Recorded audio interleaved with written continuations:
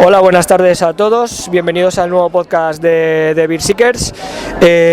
Parece que siempre empiezo los podcasts igual diciendo que estoy muy contento de estar con alguien, pero es que la verdad no sé si es que yo escojo muy bien o que las circunstancias me escogen a mí de manera favorable, ¿no? Sea por lo que sea, pues una vez más estoy aquí encantado de estar con los entrevistados.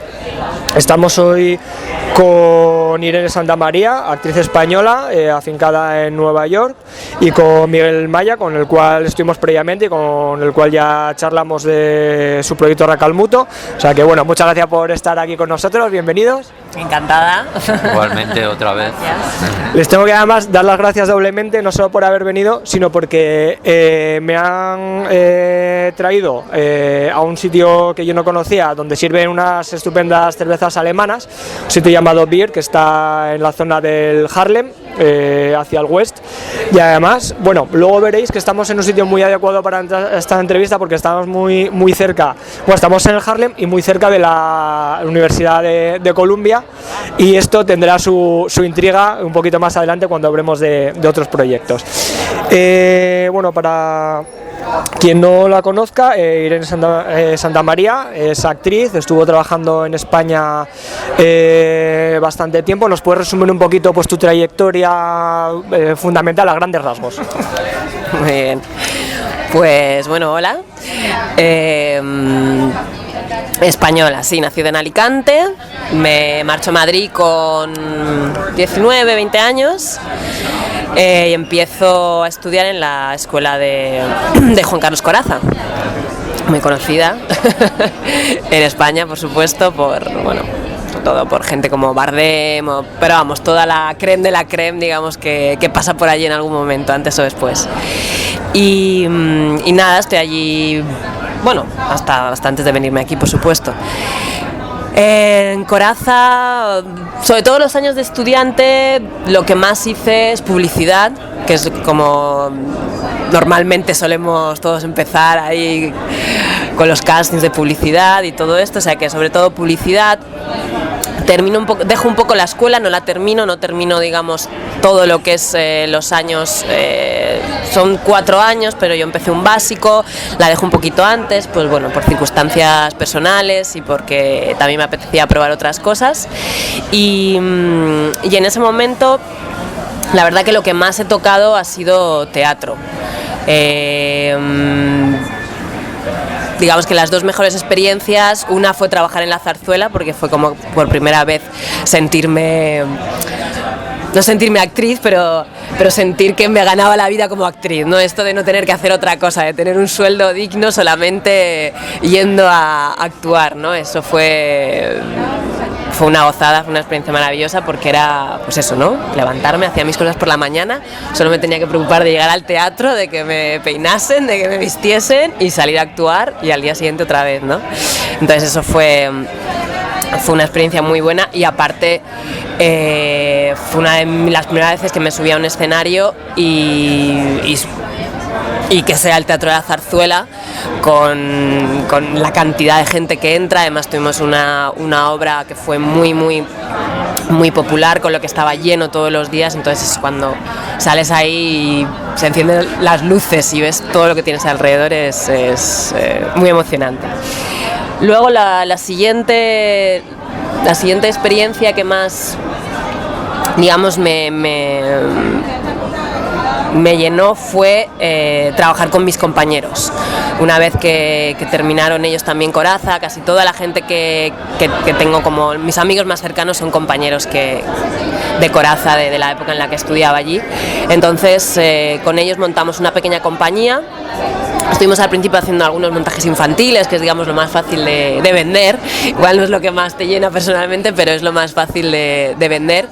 Y terminamos haciendo un montaje del que la verdad me siento muy orgullosa, que está por ahí, sobre Molière, el misántropo. No era el misántropo de Molière, sino era sobre la compañía de Molière, mientras Molière escribía el misántropo, ¿no? Entonces tenía fragmentos del misántropo, porque él estaba escribiendo y ensayábamos en ese momento. Good, thank you.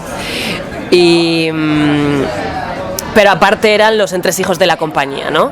Entonces eso fue maravilloso porque fue trabajar con gente a la que quiero muchísimo, con que hemos estudiado juntos, que hemos empezado desde el principio juntos.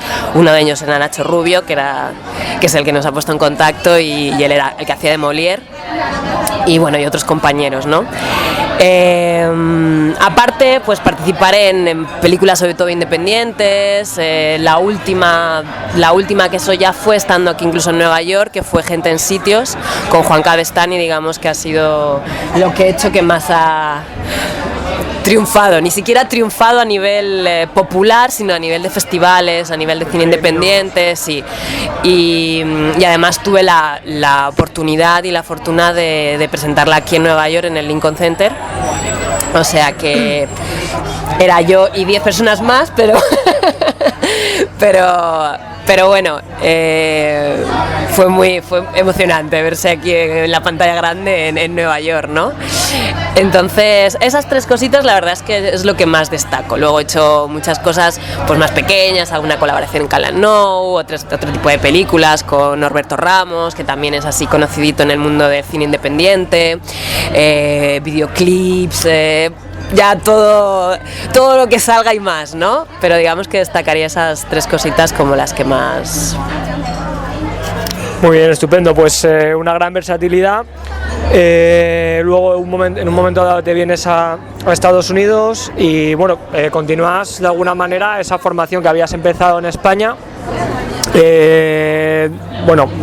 Recibes clases en dos estudios, ¿no? Que son de los más reputados aquí, son el Susan Batson Studio y el Bob McAndrew Studio, ¿no? Pues por citar algunos nombres, en el Susan Batson han estudiado Juliette Binoche o Nicole Kidman. En el Bob McAndrew gente como Christopher Walken, Richard Dreyfuss, Raúl Juliá, Chris Cooper. Bueno, estamos hablando de grandes centros de enseñanza, ¿no? ¿Cómo vives esa metodología que ellos emplean? ¿Cómo vives esa experiencia de aprendizaje con respecto a la que tuviste previamente en España? ¿Qué supuso para ti como actriz esta formación? Pues al principio con mucho miedo, porque bueno, lo primero que piensas es, claro, ves a la gente de aquí o por lo menos lo primero que yo siempre he pensado es como que están por encima, o sea que es algo más allá, ¿no? De lo que... Tenemos grandes actores en España que no tienen nada que envidiarle a muchos de aquí, pero bueno, yo personalmente que tampoco he estado nunca como ahí arriba y no sé, como siempre Estados Unidos a nivel de interpretación lo ves como algo muy grande, ¿no? O sea, te imaginas que, sobre todo porque tienen una cultura en la que empiezan mucho antes de lo que nosotros empezamos. Para empezar, aquí ellos tienen interpretación en todas las universidades del país, o sea, todo el mundo se puede licenciar en cualquier universidad en interpretación, cosa que en España es imposible. Tienes que irte a Madrid o a Barcelona y en algunos sitios más, Zaragoza, pero cosas muy concretas, ¿no? O sea, no tienes la oportunidad de... Sí, quizá no es tan raro el ver a alguien que digamos está como actor durante su carrera universitaria o tiene otro tipo de inquietudes intelectuales, incluso, ¿no? En el periódico de la universidad que siempre vemos, ¿no? O en debates, este tipo de circunstancias. Efectivamente, incluso en el instituto, o sea, yo estudié aquí tercero de BUP en Virginia y igual, ver las obras que se hacen en el instituto, el nivel, el musical para ellos es algo muy cercano, ¿no? Que nosotros, bueno, ahora lo tenemos, claro, ahora lo tenemos allí, pero no es lo mismo, y no es por una falta de calidad nuestra, sino es una cosa de que está más en su cultura desde hace mucho más tiempo, ¿no? Luego a mí me da, y esto es un inciso que hago, me da la sensación también de que incluso la gente que no son actrices profesionales, yo aquí veo a mucha gente que actúa mucho rato, o sea, yo aquí a la gente la veo en muchas ocasiones como vendiendo un papel, ¿no? Desde pequeños les enseñan a hablar en público de alguna manera, independientemente de la profesión. Ellos necesitan una imagen pública digamos, profesional, y de alguna manera la gente está acostumbrada a actuar en su día a día, ¿no? ¿Sabes? Si puedo hacer un inciso. Pues debes. Fíjate, yo creo que es al revés. Yo creo que son tan buenos actores porque los actores son como la gente que vemos. No es que están actuando. Cuando en esta ciudad, tienes toda la razón, pasa mucho, vas en el metro y ves una conversación que dices, es una película de Scorsese o de Spike Lee o tal. Pero no es que ellos han visto una película de Scorsese y lo están imitando, es que Scorsese y Spike Lee filman lo que ven. Eso es mi teoría, desde luego, ¿no? Puede ser. Yo Sí, creo que es al revés. Tengo la sensación, cuando hablo en los ámbitos laborales, ¿no? Cuando vas a una entrevista de trabajo o incluso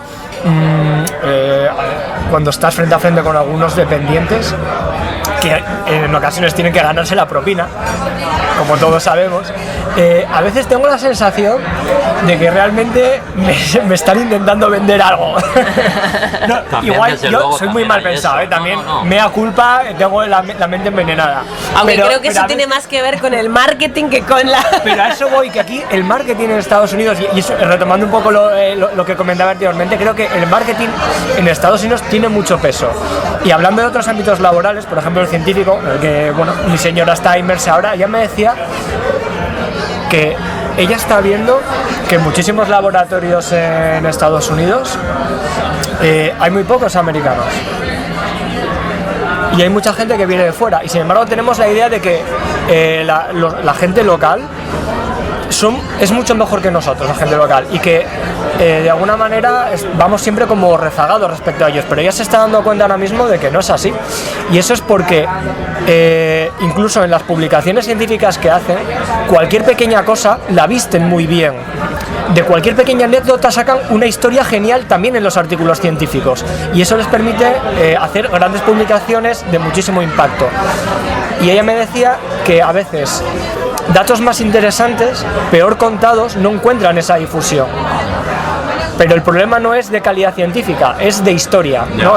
Y enganchamos un poquito otra vez con el tema de Ay, porque ahí te iba a volver a decir que Qué bien todo ese miedo que traía cuando llegué, vi que estaba perfectamente preparada para tomar clases aquí. O sea, no fue nada me sonó a chino, nada me resultó especialmente como esto no lo había visto en mi vida, o esto no lo había oído en mi vida, o esto nada, ¿no? O sea que ahí tengo que decir que bueno, que tenemos que confiar también en lo que tenemos allí y en las escuelas que hay allí, porque es una vez que pise aquí vi que bueno, que no estaba por detrás de nadie a nivel de por supuesto de experiencia y de práctica, por supuesto, ¿no? Porque eso hay que estudiar y seguir estudiando hasta que uno acabe de trabajar, hasta que se jubile, efectivamente, ¿no? Pero sí, aparte que bueno, que todos nacen más o menos de lo mismo, ¿no? Todos nacen del método de Stanislavski, de todo esto. Entonces ahora es muy raro que si vas a una buena escuela digamos en cualquier parte del mundo, incluido España, es muy raro que ya digas estoy por atrás, ¿no? de nadie. Eso sí, lo que me he encontrado aquí, que quizá me he encontrado menos en España, es gente que vive por y para eso. O sea, eso sí, que se levantan para hacer eso y se acuestan pensando en eso, ¿no?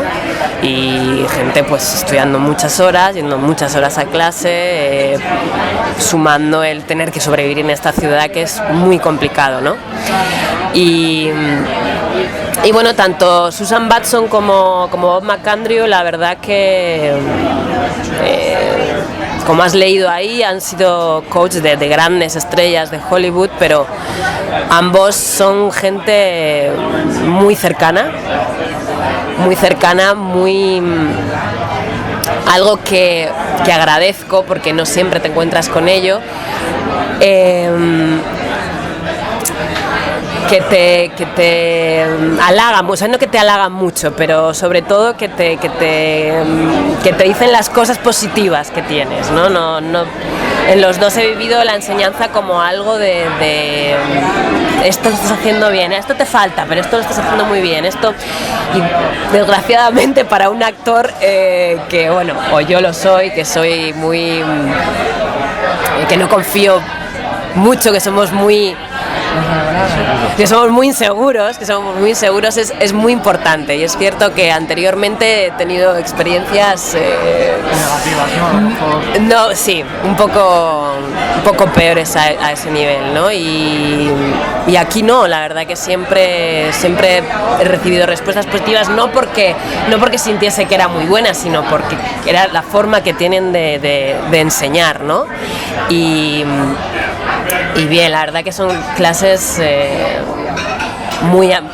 siempre ha sido muy amena, nada eso de decir estoy entrando en el aula, ha entrado Nicole Kidman, al principio entras con eso pero se te va a los 10 minutos, sobre todo porque obviamente la gente que te rodea también son grandes actores, pero es gente como tú, ¿no? Y obviamente no ves a Nicole Kidman ni ves a nadie de eso, pero bueno, hace tiempo, desafortunadamente hace mucho tiempo que no estoy tomando clases por la experiencia de Nueva York, y ahora seguiremos cómo ha sido la vida aquí, ¿no? Pero sí, yo de hecho me vine porque conocí a Bob McAndrew en Madrid, haciendo un curso en Madrid. En ese momento no tenía dinero para pagar el curso, y en España, bueno, aquí también se hace, hay una cosa que es como ir a hacer el curso o ir de oyente, ¿no? Que puedes, o sea, pagar un poquito y simplemente a verlo, ¿no? Y yo conocí a Bob McAndrew en Madrid, y como desde ahí ya se me quedó yo me tengo que ir a Nueva York a estudiar con Bob McAndrew. La primera con la que estudié fue Susan Batson, no fue Bob McAndrew, pero bueno, al final lo hice. O sea que... Y hay que decir que además Susan Batson tiene 2 profesores españoles que vienen de Madrid, o sea que sí, estamos aquí y hay mucha gente española y aquí están, no guerra. Bueno, fantástico, Irene. Bueno, llevas aquí afincada ya un tiempo y a mí me gustaría comentar, bueno, estaba hablando un poco de tu trayectoria, ¿no? y de cosas un poco hacia el pasado, pero me gustaría, si te parece bien, que nos centráramos en cositas que tienes ahora en marcha que me parecen muy, muy interesantes. Estáis trabajando, Miguel y tú, codo con codo, en un proyecto que se llama Calles y Sueños, y dice el subtítulo: un encuentro con Lorca, sus mujeres y la ciudad de Nueva York. Pues cuéntanos esta pequeña aventura americana. Ni más ni menos, Lorca, sus mujeres y la ciudad de Nueva York. Pues bueno, la verdad que viene un poco, ¿cómo decirlo para que no suene mal? Pero viene un poco de la desesperación. El proyecto de la situaciones, ¿no? De la desesperación de desgraciadamente llevar tiempo sin hacer nada, ¿no? Y de venir aquí no con muchas expectativas, porque todos sabemos lo difícil que es esto, ¿no? Ya desde antes de venir, pero lo que sí que es verdad que cuando vienes aquí, nos enamoramos por separado de la ciudad, pero nos enamoramos de la ciudad cuando no habíamos vivido en ella, yo porque vine a estudiar 3 meses con Susan Batson la primera vez, y lo único que hacía era ir a clase de interpretación y pasear por Nueva York, o sea, imagínate la maravilla, o sea, no se me ocurre nada mejor, y en verano, o sea, no se me ocurre nada mejor que hacer. Claro, la cosa cambia cuando uno llega aquí con la maleta sin nada más que eso, que la maleta, y decide que se quiere quedar aquí a vivir. Es otra experiencia totalmente diferente, ¿no? Entonces te encuentras con que tienes que buscar trabajo, te encuentras con lo que vale un alquiler, te encuentras con un montón de cosas que va reduciendo tu tiempo para hacer algo creativo a muy poco o a nada, ¿no? Y en mi caso ha llegado a ser a nada porque bueno, sí, el día a día se impone, Efectivamente, trabajo en un... No he trabajado tanto en toda mi vida como he trabajado aquí. O sea, en Madrid siempre, casi siempre, menos en momentos puntuales, como te contaba con la zarzuela, con cosas así, casi siempre he tenido que estar trabajando en camarera, por supuesto, si no, no sería una actriz como Dios manda. Yo lo veo como casi icónico, ¿no? O sea, es... Ya, pero yo ya el máster ya me lo he sacado, ya está. Vale, ya lo puedes poner en el currículum, ahora ya vamos a mover... Como que ya está, yo aquí ya... hacia otro lado, ¿no? Ya he sacado matrícula de honor, ahora vamos para adelante. Entonces, pero bueno, ahora claro, aquí son muchas horas y decidimos hacer algo no solo con lo que poder actuar, que insisto, que aquí puedes actuar todos los días si quieres o tocar todos los días que quieres si tú quieres. El problema es poder que te paguen y el problema es poder vivir de eso. Ese es el gran problema. Nueva York. Las sirenas de Nueva York. Ese es el gran problema. Entonces, Miguel ya hizo hace muchos años. La verdad que la primera que se le ocurrió esta idea fue a su madre, Amparo Valle, una gran actriz española también. Y hace 2 años que ella vino a visitarnos. ¿Y por qué no hacéis tú, Miguel, algo juntos? Sí. Ni le dije nada. Ni le dije nada. Fue como, ¿pero qué dice Amparo? Bueno. Luego con el tiempo, juntando con esta idea de Amparo, con que Miguel hace ya años, ¿no? Muchos años. Bueno, hizo como una cosa con Lorca, era más simplemente una lectura de poemas con una chica americana y va acompañado con música, entonces vinieron a una universidad de Chicago, solo a una, ¿no? Sí. A hacer esto y tal. Entonces, unimos esto de Lorca, aparte de que Lorca es maravilloso, que de hecho es la primera obra que hice en mi vida de verdad, fue Bodas de Sangre en el Teatro Principal de Alicante con 16 o 17 años, o sea que es uno de mis autores favoritos, o sea que yo creo que si eres mujer no puede no gustarte Lorca, pero juntando esto con la relación que tiene Lorca con esta ciudad que es Nueva York, y juntándolo con las universidades, que son sitios en los que creemos que tienen dinero. Entonces podemos, digamos, ofertar algo con presupuesto. Porque, bueno, es verdad que aquí puedes actuar, estoy seguro que el Distrito Cervantes nos abriría las puertas, estoy segura de que... Digo nos abriría y todo esto porque es un proyecto muy nuevo, está en proceso, ni siquiera está terminado, ni siquiera el texto está terminado, nada está terminado, entonces todavía no nos hemos acercado a todos los sitios que nos acercaremos para ver de qué forma pueden colaborar. Pero insisto, estoy segura de que el Cervantes abriría las puertas, estoy segura de que el consulado de alguna forma colaborarían, pero el Cervantes, por lo que tenemos entendido hasta ahora, porque Miguel ya se ha acercado alguna vez, pues suele ir a taquilla, suele ser este tipo de cosas, ¿no? Entonces está bien, nos encantará hacerlo en su momento si tenemos la oportunidad, pero es cierto que, como te digo, desde la desesperación es una necesidad, ¿no? Hay que vivir. Desde la desesperación nos apetece, o por lo menos yo tengo la necesidad de que pueda ir dejando un poco, aunque sea un poco más al lado, el tener que dedicarme a otras cosas y poder tener un trabajo más remunerado como actriz, ¿no? Entonces enfocamos este proyecto a las universidades y así es como nace.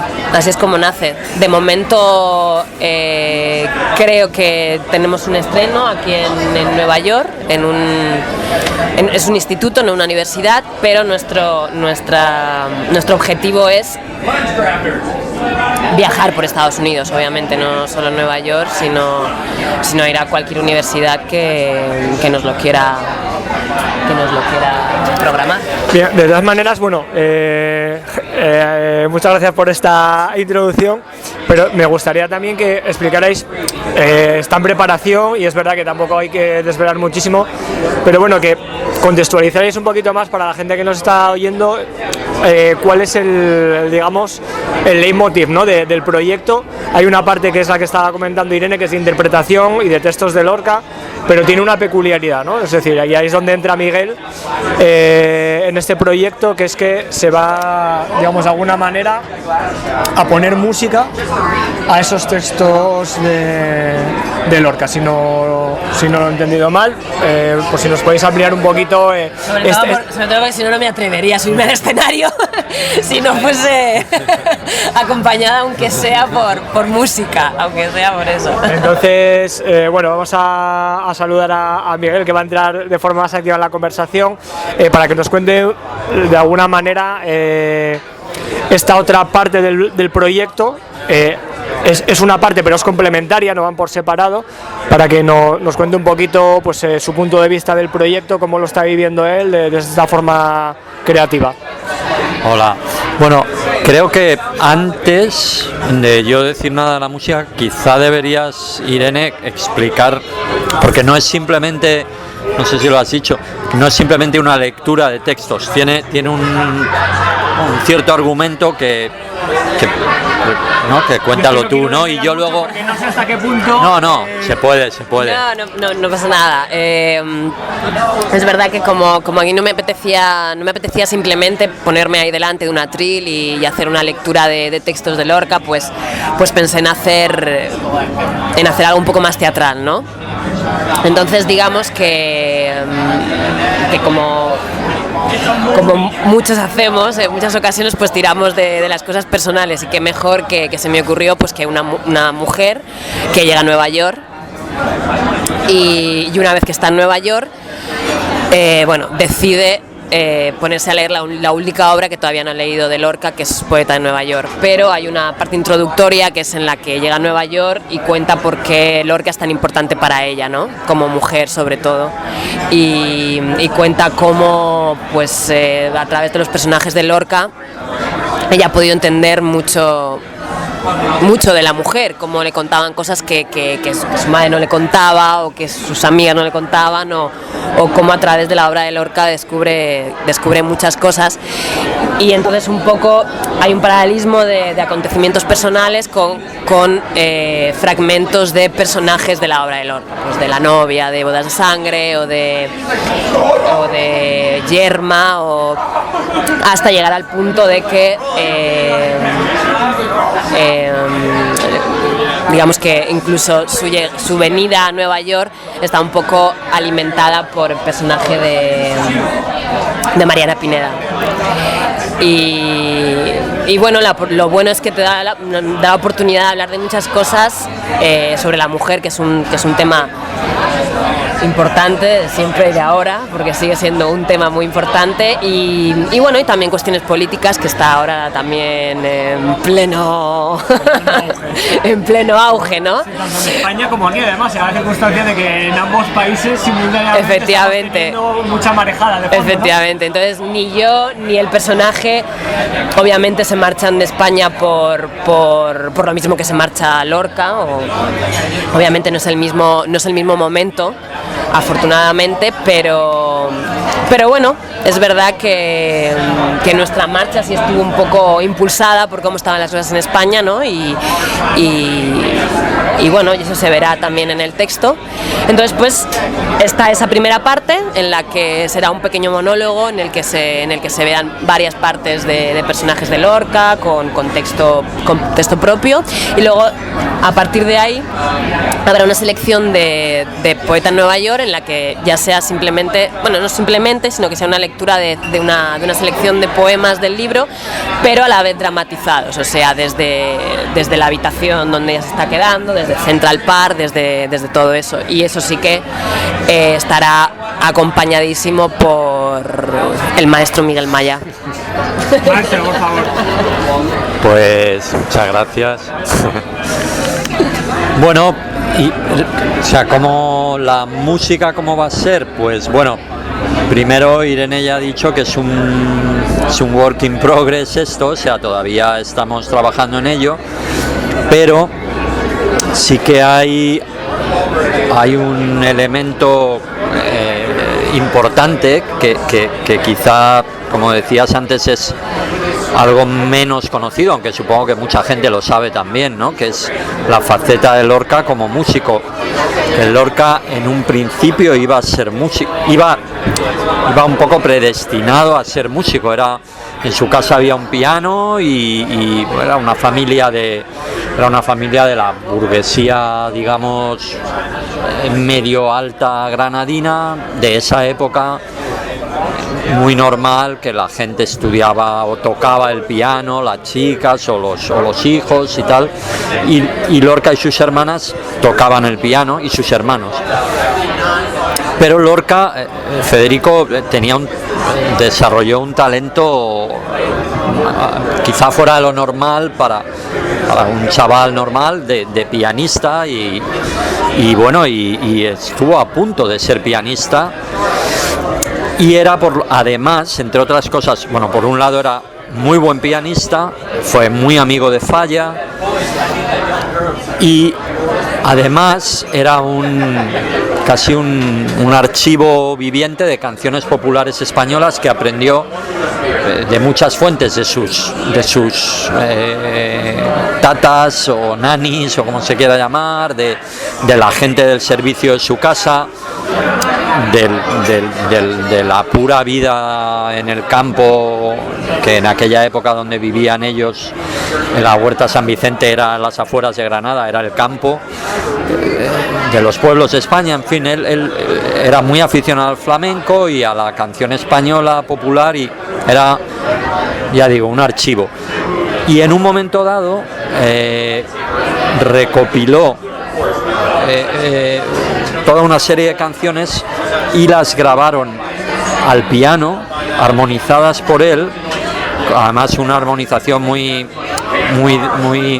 influenciada por las corrientes musicales de esa época, impresionistas, y Debussy, Ravel, se nota en las armonizaciones, y cantadas, interpretadas por la Argentinita, que era pues una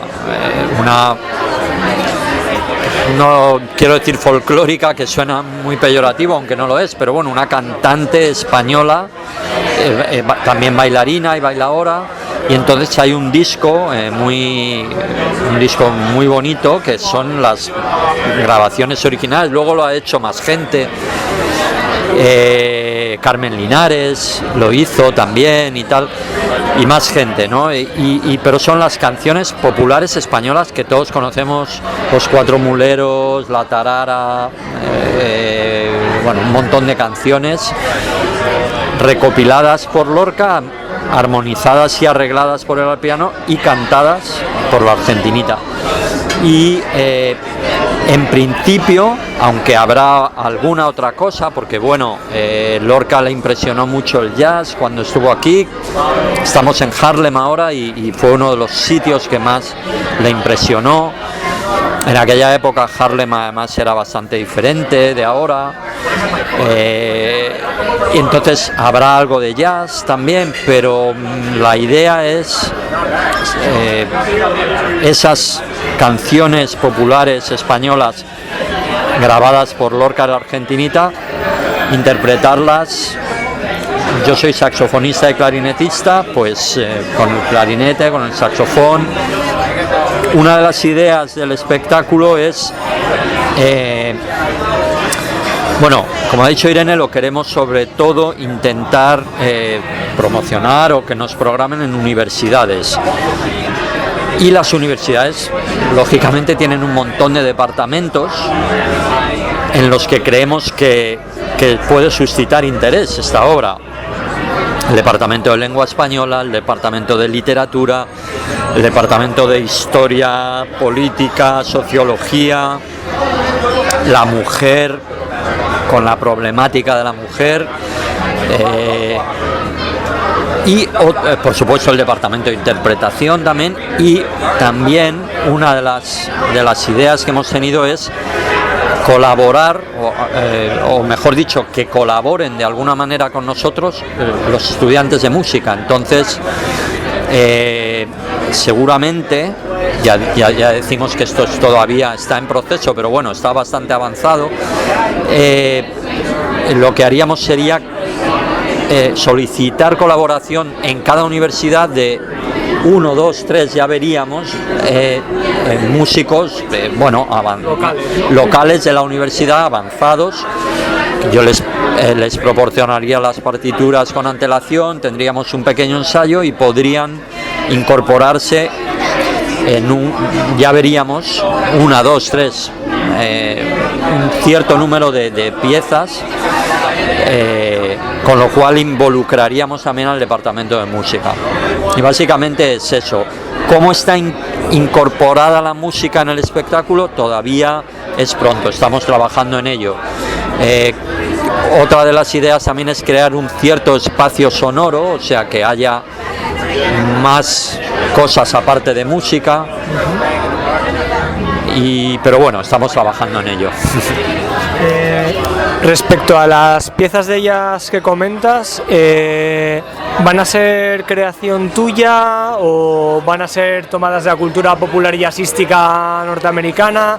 ¿Cómo enfocas esa otra parte más jazzística? Ya digo, todavía no está definido, pero podría ser las dos cosas o una u otra. Correcto. Bueno, bien. O sea, acabamos de barrer todo el espectro, una indefinición buscada, insinuar pero sin enseñar del todo, un poco hay una respuesta sexy, podríamos decir. Podría haber dado esa respuesta del panorama político español. Bueno, yo lo tengo muy claro. Yo también. En fin, es verdad. Me ha quedado muy gallego. Con lo de estamos trabajando en ello, perfilaste ya por dónde iban los tiros y no quiero decir nada más al respecto. Lo he redondeado, ¿no? Sí. Otra o ninguna o las dos. No. Sí, un poco la línea de la pregunta también era en cuanto a que los textos de Lorca y el hecho de estar viviendo en el espacio que suscitó el poemario de Poeta de Nueva York, me parece que podrían tener tanta fuerza como para generar por sí mismos ideas, ¿no? O que tú de alguna manera vieras musicalmente lo que ves con los ojos y que pudieras transcribirlo y hacerlo partícipe dentro de la obra. Un poco por ahí van los tiros. Esa es la idea. Pero no quiero tampoco ser demasiado concreto.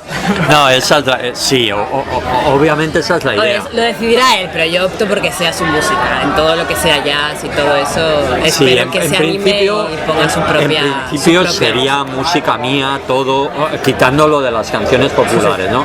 Pero sí, obviamente, lo cual no quiere decir que no tome formas populares americanas. No, sí, puede ser un blues, solo que compuesto por mí, en fin. Pero sí, en principio sería música mía. Y por ejemplo, ¿os gusta pasear por escenarios en los que teóricamente habría estado Lorca? O sea, más allá de lo que es leer sus textos y pensar sobre ello, ¿paseáis? ¿Vais a la Columbia University? ¿Vais a donde estuvo el famoso reloj solar, ¿no? Del que todavía queda una parte? No sé, ¿buscáis inspiración también en la propia ciudad como objeto? La verdad que no lo hemos hecho así como tal, como vamos a ir ahí a inspirarnos, no lo hemos hecho como tal. Es cierto que, por ejemplo, en mi caso ha sido un poco al contrario, es decir, es cierto además que yo no me había leído Poeta en Nueva York hasta que decidimos este proyecto. Entonces, es cierto que fue un poco al contrario, cuando empecé a leerme Poeta en Nueva York, me llevó a los sitios que ya conocía, que ya había pasado, ¿no? Entonces, claro, entonces fue más gratificante porque eso fue un proceso inmerso, ¿no? Como ya conocía esos sitios, cuando te habla de, pues hay un poema sobre Harlem, hay un poema sobre el Hudson, por supuesto, de aquí de la universidad. Entonces, un poco no reconoces todo porque hay que decir que es muy surrealista, son poemas muy complicados de decir, a ver, ¿qué me estás contando? Pero sí, te llevan a sitios que en este caso, como ya conocía, los vives ahí, pero no he hecho el proceso inverso, no he ido todavía con este proyecto a revivir estos lugares que sin duda tengo que hacerlo. O sea, no sé si bueno, uno de los sitios, yo pasé el otro día, por ejemplo, pasamos a menudo, si volvemos en autobús a casa, de hacer la compra, por ejemplo, que es uno de mis sitios favoritos, una de mis calles favoritas de Nueva York, que es donde vivió Lorca, ¿no? Que está muy cerca de la Universidad de Columbia, que es el Riverside Drive, ¿no? Que es la calle, digamos, más pegada al río Hudson, o sea, en el oeste de la ciudad. Es la calle que circunvala el Hudson, quitando la autopista, ¿no? Luego hay una autopista ahí que es nueva, ¿no? Bueno, nueva, de hace unos años, pero que no estaba cuando estaba Lorca. Pero la calle, que desde luego si alguien viene a Nueva York, aconsejo, no es un sitio que generalmente se frecuente en los turistas, sí, o la gente que viene, sí, de viaje a Nueva York, porque bueno, no hay nada más que casas. Lo que pasa es que es maravilloso. Primero que da un parque, el Riverside Park, pero las casas son de las pocas zonas de Nueva York que quedan en las que prácticamente no hay casas nuevas, no hay edificios. Nueva York, como todas las ciudades del mundo, Nueva York igual tiene una presión inmobiliaria bestial, bueno, y como todas las ciudades del mundo, no, mucho más que casi todas. Y ahora mismo que estamos en Harlem y podríamos estar, o sea, si miras, hay un montón de edificios nuevos, de cristal, impersonales para mi gusto, tal. Pero justo el Riverside Drive es prácticamente entero, que yo recuerde, es una de las zonas que quedan probablemente tal y como Lorca las vio, ¿no? El otro día, por ejemplo, volví a casa por ahí, ¿no? Tengo que contar una anécdota que creo que es interesante, y es que yo soy íntimo, vamos, mi mejor amigo desde pequeños, desde que tenemos 10 años, es sobrino nieto de García Lorca. Su madre, o sea, su abuela, mejor dicho, su madre era hija de una hermana de Lorca, ¿no? Con lo cual yo he tenido desde siempre mucho contacto con esa familia y yo conocí mucho a la hermana pequeña de Lorca, que era la tía de mi amigo Claudio de Casas, y se murió ya, pero yo la conocí, era la pequeña, ¿no? Lorca le llevaba muchos años, ahora no recuerdo exactamente cuántos, pero probablemente le debía llevar casi 20 años, ¿no? Y yo la conocí mucho, a Isabel, mucho. He jugado con mi amigo Claudio en su casa, la hemos armado porque éramos muy malos. Yo he tocado el piano de Lorca mucho, de pequeño, lo he aporreado y tal. Entonces, justo, lo digo porque justo volviendo a casa llamé a Claudio y dije, mira, estoy ahora mismo en el Riverside Drive, porque la familia de Lorca, el padre de Lorca, cuando mataron a Federico, se exiliaron, y Claudio me ha contado que desde el barco el padre de Lorca, que no me acuerdo cómo se llamaba ahora mismo el padre de Lorca, el bisabuelo de Claudio, dijo, mirando hacia España, yo no vuelvo aquí más hasta que no se muera Franco, ¿no? Y no volvió. Que yo sepa, creo que no volvió. No soy un gran experto, pero creo que él no volvió. La familia vivió aquí muchos años y vivían en Riverside Drive. Bueno, y él está enterrado aquí. El padre está enterrado aquí, ¿no? El padre de Lorca está enterrado aquí, ¿no? Another round for you guys? I'm fine. Thank you. The check? Okay. To give you the check.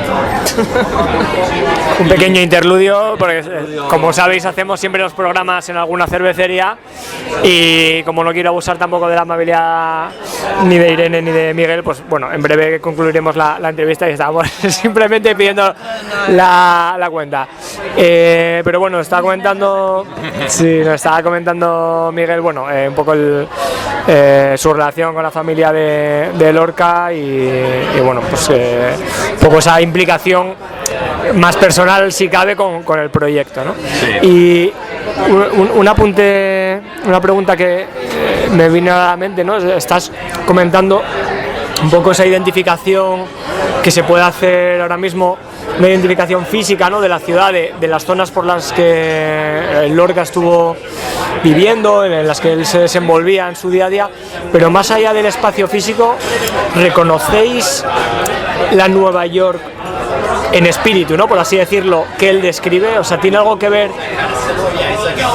algunas denuncias que él hace, algunas observaciones que él hace sobre la sociedad que él en aquel momento veía con el día de hoy, o no tiene nada que ver? Una duda, eso es lo maravilloso de Lorca, pero desde cuando habla de Nueva York a cuando está hablando sobre la mujer, eso es lo maravilloso de Lorca, que o sea, es que son problemas y son aspectos que siguen en la sociedad, pero de una manera bueno, es maravilloso alucinante. Desde un punto de vista, porque lamentablemente por supuesto también implica que las cosas no cambian. Efectivamente, digo maravilloso a nivel de thank you. Habla de problemas universales, pero que parece que somos incapaces de resolver de alguna manera. Efectivamente, no es como para alegrarse de ello, pero Bien, vamos a pachas. sí.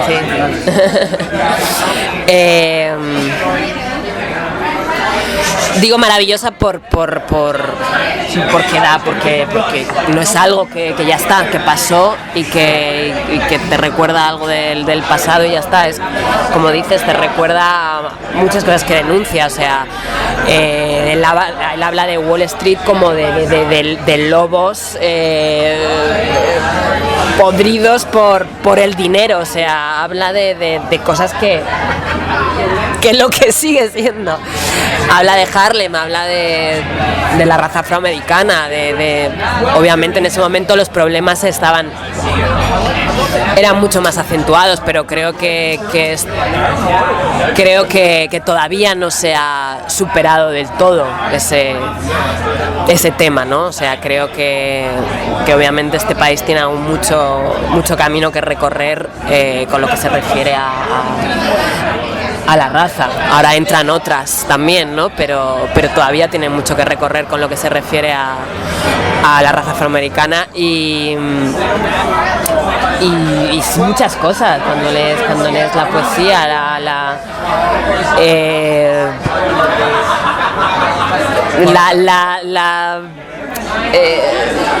las cosas extremas. Habla de la locura de esta ciudad, habla de la locura de esta ciudad para bien y para mal.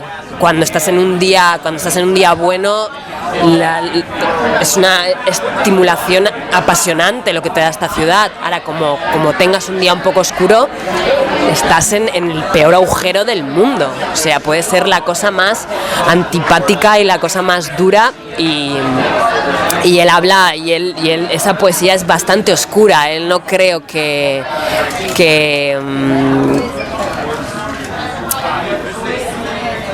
Nej, så folk de har cash only, I cannot see. Okay. Cash on, but you have an ATM, man.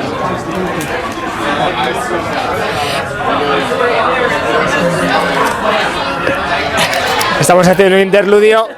Estas son las cosas del directo. Hemos intentado pagar con una tarjeta de crédito y no nos la han cogido porque solo se puede pagar en cash, lo cual me ha dejado en una situación un tanto comprometida.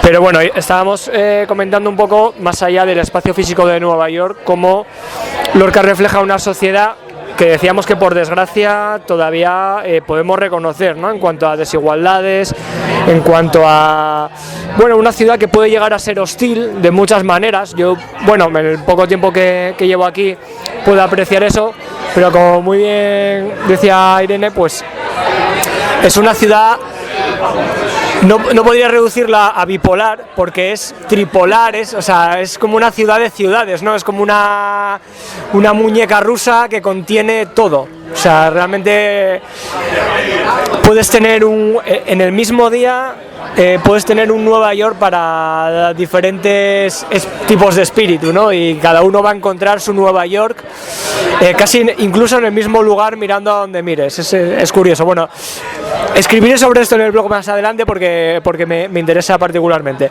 Pero bueno, comentaba Irene. No, eso que sí, que efectivamente las cosas... Yo creo que además es un poeta que...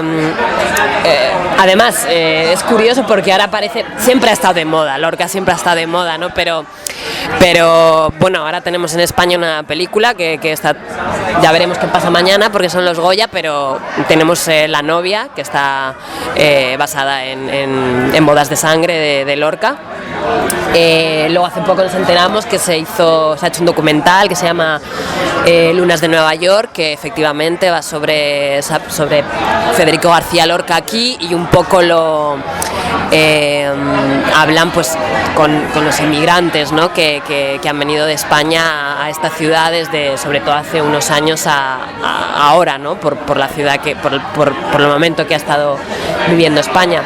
Entonces creo que siempre Lorca siempre ha estado ahí, es una figura muy importante, pero creo que ahora mismo está muy candente, pero porque está tocando cosas que ahora mismo están muy candentes, ¿no? Y es la inmigración, es la mujer, es la desigualdad social, es el abuso político, son muchas cosas que siguen ahí, y obviamente va más allá de Nueva York como asfalto o de España como asfalto, sino de sentimientos y de acontecimientos.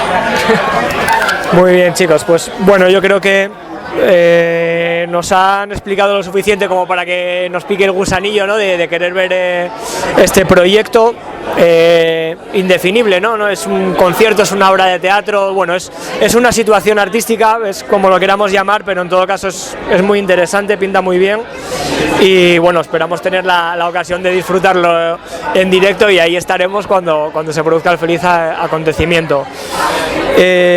No sé si queréis añadir alguna cosa más del proyecto, algo que se nos haya quedado en el tintero que queráis de alguna manera matizar. Si no, yo iría dando por terminada la entrevista, no sin antes, por supuesto, pues agradeceros muchísimo vuestra amabilidad, vuestra paciencia, porque estar aquí es difícil desde muchos puntos de vista, el lograr concretar situaciones donde podamos vernos todos un día, una hora en un sitio, a veces no es fácil, y han hecho un gran esfuerzo tanto Miguel como Irene por estar aquí con nosotros, se lo agradecemos muchísimo, y bueno, pues aquí nos tienen para lo que quieran, así que bueno, muchas gracias por estar aquí, y espero veros pronto. Sí, gracias a ti, un placer, y gracias por...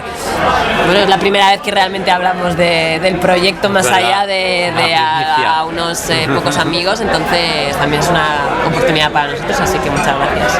Bueno, pues es una primicia para la poca gente que nos oye. Gracias, papá, por estar ahí, gracias a mi familia, que debe ser la única que escucha estos podcasts, aunque bueno, sabemos que algunos fieles seguidores estáis ahí al pie del cañón, y os agradecemos muchísimo porque de vuestro apoyo sabéis que es fundamental para nuestro pequeño proyecto, que espero que la semana que viene esté disponible ya en su página web, donde colgaremos todas estas entrevistas que estamos haciendo, también las anteriores.